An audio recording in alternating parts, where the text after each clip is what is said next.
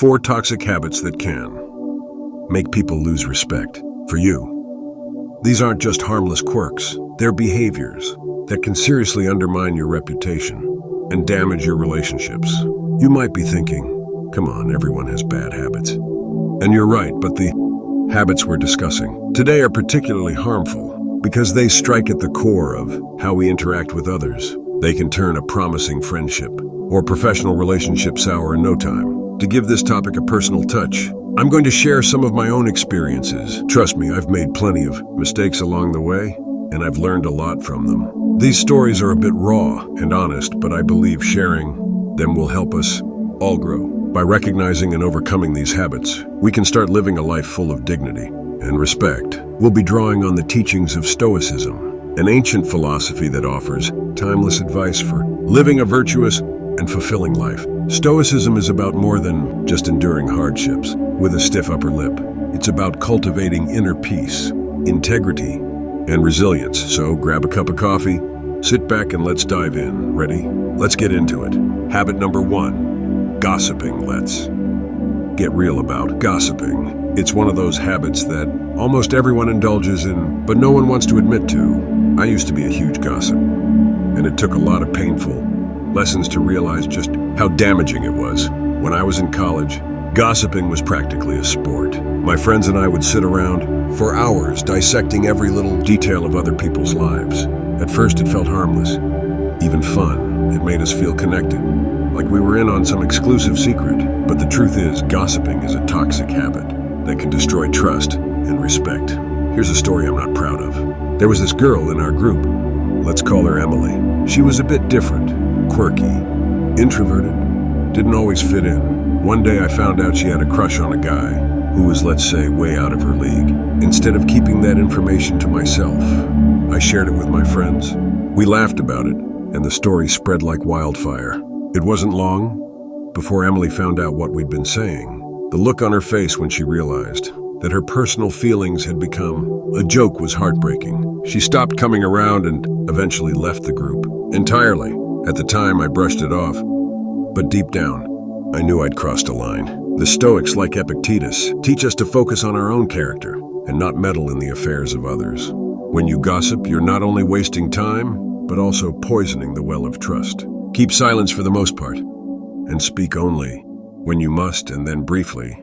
Epictetus advised, gossiping erodes trust. When you engage in gossip, people start to wonder what you say about them behind their backs. It creates an environment of suspicion and betrayal. I learned this the hard way, when my own words came back to haunt me. Another incident happened at my first job. I had a co-worker, let's call him John, who was incredibly diligent, but a bit of a loner. One day I found out through the grapevine that John had a pretty serious health issue. Instead of respecting his privacy, I told a few colleagues, thinking it would make for an interesting conversation. John found out, of course.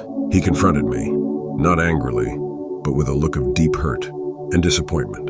He told me that he trusted me with that information, thinking I would be discreet. From that day on, our working relationship was never the same. I had lost his respect and trust, and it was entirely my fault. This experience taught me a critical lesson. Respect other people's privacy. Everyone has their battles and vulnerabilities. By turning someone's personal life into fodder for conversation, you not only disrespect them, but also reveal a lack of integrity in yourself. The Stoics believed in uplifting and constructive conversations.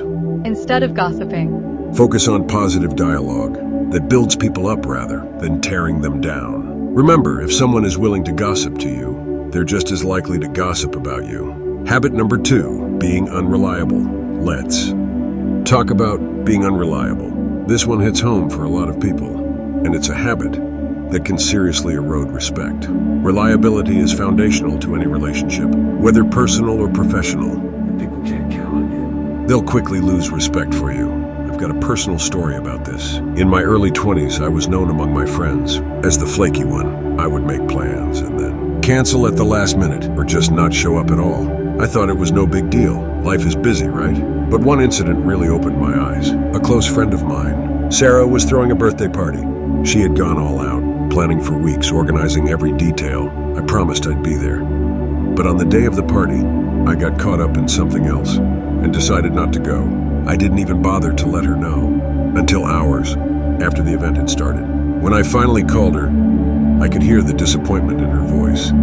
She didn't say much, but I knew I'd let her down. Our friendship was never quite the same after that. She stopped inviting me to things, and we drifted apart. Being unreliable tells people that your word means nothing. If you say you'll do something, do it. If you promise to be somewhere, be there. It's about showing that you respect other people's time and effort. Another example is from my professional life. Early in my career, I had a habit of overcommitting and under-delivering. I'd agree to take on projects and then miss deadlines, often without warning. I thought my charm and excuses would smooth things over, but my boss wasn't amused. During a performance review, she laid it out bluntly. Your work is good when you do it, but your lack of reliability is a problem. People don't know if they can count on you. It was a harsh wake-up call. Reliability isn't just about showing up.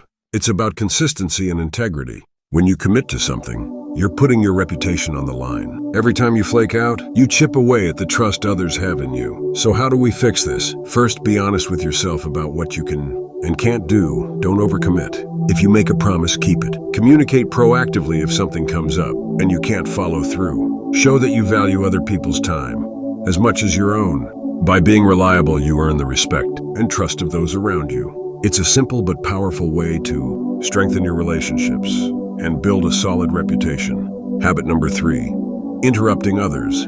This one is controversial because so many people do it without even realizing it. But let's be real, constantly interrupting others is a huge sign of disrespect. It says, what I have to say is more important than what you're saying. It's a habit that not only frustrates people, but also makes them feel undervalued and unheard. I used to be a chronic interrupter. I thought it showed enthusiasm and intelligence, but in reality, it showed a lack of respect and patience. Here's a personal story that drove this point home for me. In one of my early jobs, I was part of a team that had weekly brainstorming sessions. I was eager to impress, so I'd constantly jump in with my ideas, often cutting people off mid-sentence.